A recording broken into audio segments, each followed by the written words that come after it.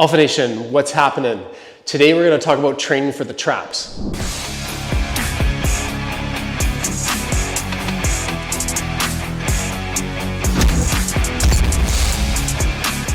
Okay, have you ever wondered why you're so strong when you're doing trap movements? It's not because your traps are this magically super strong muscle. It's because your traps are actually a very, very efficient lever compared to most of the rest of the levers in the body. And because it's a super efficient lever, we kind of have to train the traps a little bit differently than how we train some of the other muscle groups in the body, like say the biceps or the chest. So because those traps are so efficient, we have to do more than just load them.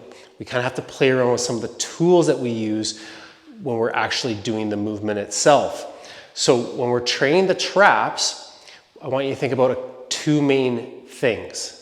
The first thing is holding our contractions. And then the second thing is allowing for a complete stretch. So I'm going to grab a dumbbell here and demonstrate that. So when we're training the traps, we want to use shrug type movements. We don't need to get super cute with these shrug type movements. We're basically just elevating the shoulder up towards the ear. We don't have to do anything more fancy than that. You see a lot of people rolling the shoulders, doing a bunch of crazy stuff like that. You're just asking for shoulder problems if you do that. All you need to do is focus on taking that shoulder up towards the ear. So that's the first thing. Now what we want to do is, as you can see, I want to hold this contraction. And I would suggest when we're doing shrugs that you hold each contraction for at least 3 seconds, maybe even 5 seconds. You want to create a longer time under tension with the traps because that lever is so efficient. Then when we lower the weight, we really want to allow it to stretch. And I would also suggest allowing that stretch position to be held for at least a second or two.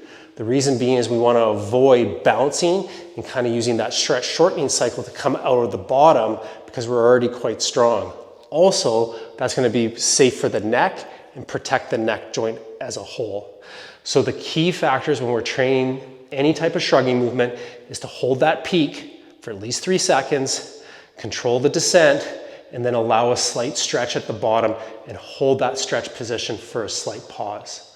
I would also probably train traps with a bit higher reps than some of our other lifts, maybe 12 to even 20 reps with those holds. So we're really, really building up fatigue in that muscle group, guys.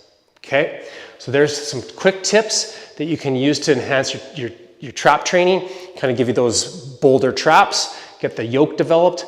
If you're liking this content, please give it a thumbs up. We'd love it if you hit subscribe below. If you have any questions whatsoever, don't hesitate to put them down below. We'll always get back to you and look forward to seeing you in the next video.